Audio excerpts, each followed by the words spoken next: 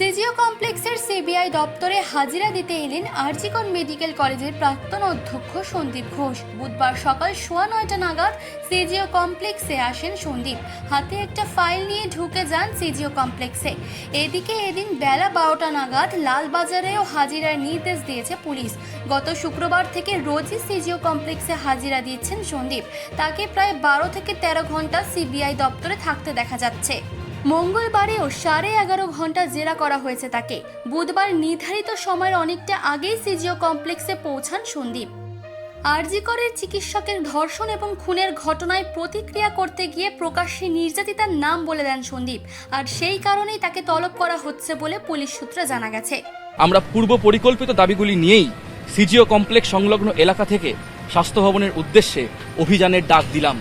যে CP immediate তাকে compulsory ওয়েটিংয়ে পাঠানো উচিত। মাননীয় মুখ্যমন্ত্রীর উচিত সিপিকে কম্পালসারি ওয়েটিংয়ে পাঠিয়ে নিজে পদত্যাগ করুন। এবং সেই দাবিতে আমরা আগামীকাল থেকে কোর্টের নির্দেশ মতো 12টা থেকে রাত 9টা পর্যন্ত আমাদের লাগাতার 5 দিন ধর্না চলবে। আমাদের তৃণমূলের কাউন্সিল চেয়ারম্যান বলে দিচ্ছে নির্যাতিতার নাম, তার বিরুদ্ধে কোনো ব্যবস্থা হচ্ছে না। বিজেপির যারা কর্মী সাংসদ তাদের বিরুদ্ধে ব্যবস্থা, ডাক্তারবাবুদেরকে ডেকে হেনস্থা করা হচ্ছে।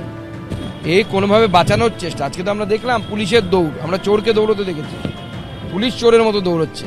চিফ এডিটর জিতেন সরকারের রিপোর্ট, চেতনা বার্তা। জেগে থাকে, জাগিয়ে রাখে।